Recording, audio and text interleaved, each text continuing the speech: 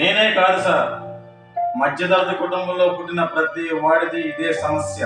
ఎందుకంటే బుర్ర నిండా ఆశలు, ఇంటి నిండా కష్టాలు, పెరిగిన ధరలు, తరగని బాధలు, పాలవాటికి, నీళ్ళవాటికి, రెంట్కి, కరెంటుకి, మందులకి, మాపులకి, కూతులకి, కొడుకులకి, అల్లుళ్ళకి, పండగలకి, పబ్బాలకి, శుభాలకి, అశుభాలకి, అన్నిటికీ ఖర్చు ఖర్చు ఖర్చు. తెల్లవారితే సమస్య, నోరు విప్పితే డబ్బు, అడుగు వేస్తే అప్పు, అన్నిటికీ సాగు. 1వ తారీఖు అది సర్వరోగ నివారణ. 1వ తారీఖు అని 30 రోజులు ఎదురు చూస్తున్నాం సార్. చివరికి అది ఇలా వచ్చి అలా వెళ్ళిపోతుంది.